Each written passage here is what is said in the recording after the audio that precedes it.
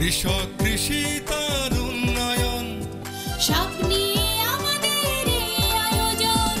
বাংলার কৃষি, বাংলার কৃষি, বাংলার কৃষি। ফলবে ফসল, ভরবে গোলা, আরো বেশি বেশি।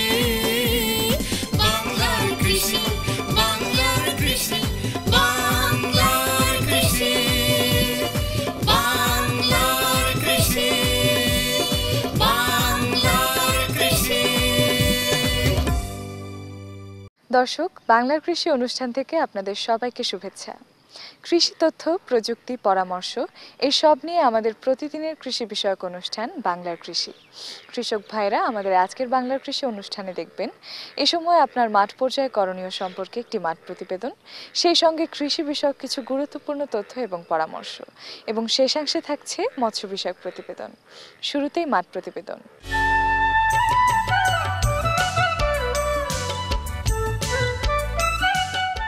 পেয়ারা একটি দ্রুত বর্ধনশীল গ্রীষ্মকালীন ফল। এটি বাংলাদেশের একটি অন্যতম জনপ্রিয় ফল। দেশের সর্বত্র কম বেশি এই ফলের চাষ হয়। তবে বাণিজ্যিকভাবে বরিশাল, পিরোজপুর, স্বরূপকাঠি, ঝালকাঠি, চট্টগ্রাম, ঢাকা, গাজীপুর, খাগড়াছড়ি, রাঙামাটি, ব্রাহ্মণবাড়িয়া, কুমিল্লা এইসব জেলায় চাষ হয়ে থাকে। পেয়ারা ভিটামিন সি সমৃদ্ধ একটি ফল।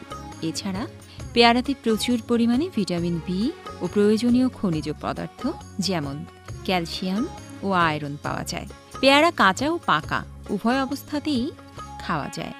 বিভিন্ন কারণে বছরব্যাপী এই ফল পাওয়া যায় না, তবে পলিব্যাগ ব্যবহার করে এই সমস্যা দূর করা যায়।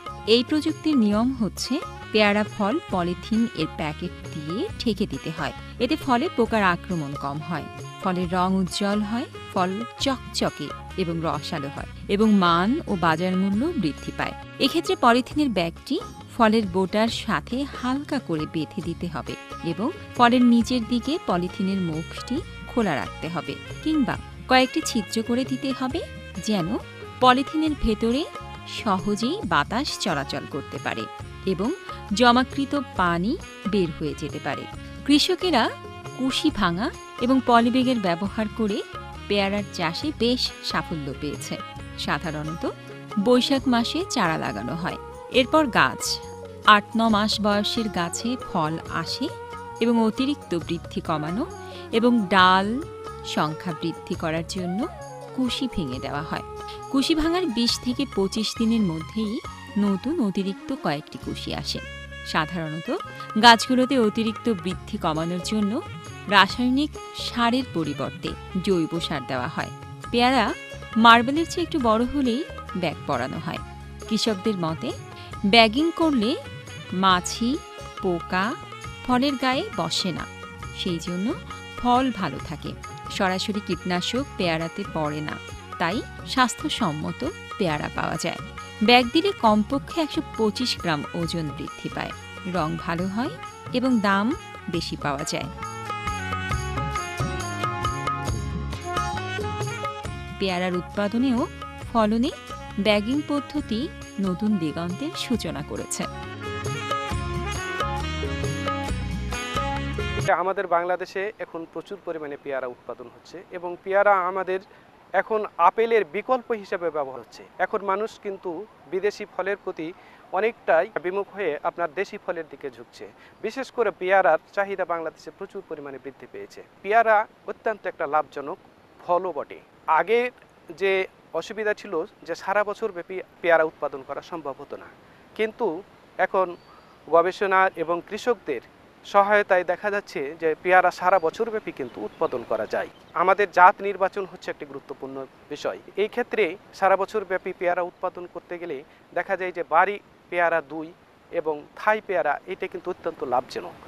এই পেয়ারা চাষ করে কৃষকেরা কিন্তু অনেক লাভবান হচ্ছে। যে শীতকালে যদি পেয়ারা আনতে চাই, তাহলে আমরা যদি এই গ্রীষ্মকালের ফ্রুটটা যদি কিছুটা থিনিং করে দিই, 25% যদি শুধু আমরা এখানে রাখি এবং বাদ বাকিগুলো থিনিং করে দিই, তাহলে সেক্ষেত্রে গ্রীষ্মকালে পেয়ারা কমে যাবে এবং শীতকালে পেয়ারা বাড়বে।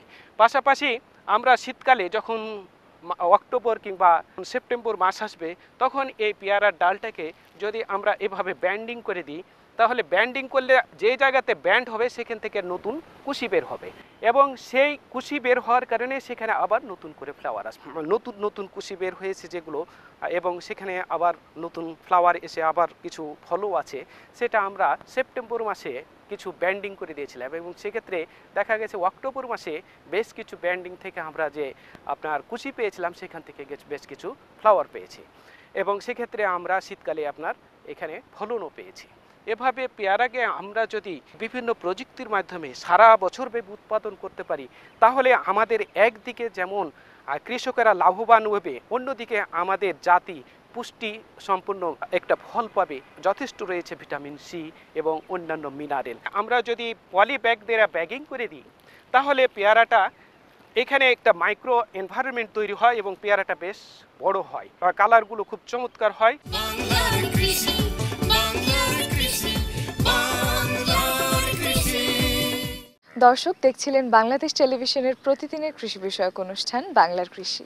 এ সময় আপনার মাঠ পর্যায়ের করণীয় সম্পর্কে আপনাদের জানাতেই আমাদের বাংলার কৃষি। সঙ্গেই থাকুন এবারে মৎস্য বিষয়ক প্রতিবেদন।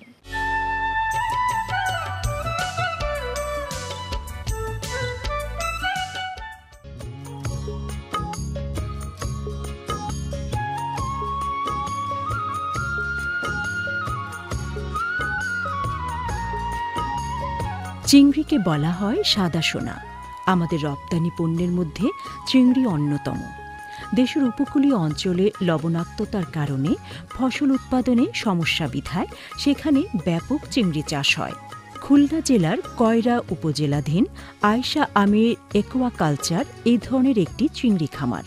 এ খামারের আয়তন 10 একরের উপরে এবং নার্সারি, কালচার ও রিজার্ভ পুকুর মিলে মোট পুকুর 10টি। প্রাকৃতিক পানি ব্যবহার করে এ খামারে চিংড়ি চাষ করা হয়। পুকুরের গভীরতা 5 ফুটের মতো।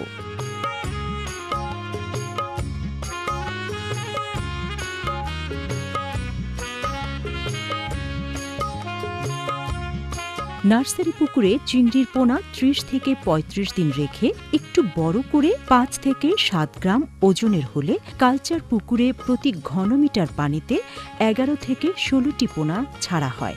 সেখানে প্রতিদিন 4 বার পিলেট খাবার সরবরাহ করা হয়। একইভাবে শিডিউল করে 4 বার পানির পাখা দিয়ে পানিতে অক্সিজেন সরবরাহ করা হয়। রোগবালাই দমন ও অন্যান্য যত্ন নেওয়ার জন্য চিংড়ি খামারে সব সময় খোঁজ রাখা হয়। এই খামারের পরিচালক হিসেবে কাজ করেন জনাব হাবিবুল্লাহ। তিনি জানান, চিংড়ি চাষে যেমন কষ্ট ও প্রাথমিক খরচ রয়েছে, তেমনি যখন অনেক দামে বিক্রি করা যায় তখন আনন্দও কম নয়। তাদের খামারে কোনো রোগবালাই বা সমস্যা দেখা দিলে বিশেষজ্ঞদের পরামর্শ নিয়ে ব্যবস্থা গ্রহণ করা হয়। মাথার ঘাম পায়ে ফেলে দক্ষিণাঞ্চলের চিংড়ি চাষিগণ এভাবেই চিংড়ি চাষ করে দেশের অর্থনীতিকে সমৃদ্ধ করে চলেছেন। আমাদের প্রত্যাশা, চিংড়ি চাষে প্রযুক্তির সর্বোচ্চ ব্যবহার করে সর্বোচ্চ উৎপাদন হবে, যা দেশের অর্থনীতিতে আরও বেশি অবদান রাখবে। আমাদের দেশে যে ঘেরগুলো হয়, এই ঘেরগুলোয় প্রচুর পরিমাণে জায়গা ব্যবহার করা হয়। আমরা এই জায়গাটাকে অল্প জায়গায় বেশি উৎপাদনের জন্য আমাদের যে পোনাগুলো সাধারণত আসে, এই পোনাগুলো আসে আপনার টোটালি হোয়াইট স্পট ভাইরাস, যেটা এই ভাইরাসটাকে মুক্ত করে এরপরে আমাদের পোনাগুলো চেক আপের পরেই আমরা এর ভিতরে ঢুকাই। পোনাগুলো ঢুকানোর পরে এই পোনাগুলোকে প্রথমে আমরা একটা নার্সিং পন্ডে নিই। নার্সিং পন্ডে নেওয়ার পরে ওখানে আমরা মিনিমাম 1 মাস থেকে 1 মাস 5-10 দিন রাখি। রাখার পরে আমরা 5 থেকে 7 গ্রাম ওয়েট যখন হয়, তখন সেগুলোকে আমরা কালচার পন্ডে নিয়ে আসি। কালচার পন্ডে নিয়ে আসার পরে এটাকে আমরা চেক ট্রে দিয়ে এদের যে খাবারটা লাগবে, এই খাবারটা আমরা আগে নির্ধারণ করি। আমাদের যে মাছ আছে উৎপাদনের উপরে আমরা সাধারণত 2.00 FCR এর ভিতরে আমরা যখন করতে পারি তখন একটা লাভজনক প্রজেক্টে দাঁড়াবে। একটা সিকিউরিটির জন্য যেটা করি, দেখবেন আমরা পলিথিন দিয়ে দিছি, কারণ এটা যখন অধিক পরিমাণ ঠান্ডা ছিল তখন আমাদের বায়ো সিকিউরিটি পর্যন্ত আমাদেরকে দিতে হয়েছিল। কারণ ঠান্ডার বাতাসটা যখন পানির উপরে পড়বে তখন ভাইরাস এবং প্রকোপ ঠান্ডার ভিতরে আমাদের যে ছোট মাছ, এই মাছ ক্ষতিগ্রস্তের জন্য আমরা পুরো প্রজেক্টটা পলিথিন দিয়ে নেট দিয়ে সুন্দর করে আগে এয়ার প্রোটেকশনের ব্যবস্থা করি। এরপরে জীবাণু প্রতিরোধের জন্য আমাদের এখানে যারা আসে তারা সবাই পটাশিয়াম, এই পটাশিয়ামটা হাত ভিজায়ে তারপরে পা ভিজায়ে এরপরে ভিতরে প্রবেশ করতে দেয়। এই চাষিদেরকে নিয়ে নতুনভাবে এই ধরনের প্রজেক্ট করে যৌথভাবে হোক, সরকারের সহযোগিতা পৃষ্ঠপোষকতায় হোক, আমরা যেমন অলরেডি আমাদের প্রজেক্টের কিছু নার্সিং মাছ আমরা বিভিন্ন জায়গায় দিয়ে চেক করতেছি যে ন্যাচারাল পানিতে এই 7-8 গ্রামের মাছগুলো ইমপ্রুভ সিস্টেম করা যায় কিনা, এর চেয়ে আরও একটা লো গ্রেড সিস্টেম, যেটা করলে আশা করি যে আমরা এখন পার বিঘাতে 40 মণ পর্যন্ত গতবার উৎপাদন করছি। আমরা চাচ্ছি যে সাধারণ কৃষকদের অন্তত 20 মণ তো উৎপাদন হবে ডেনসিটি কমায় দিয়ে।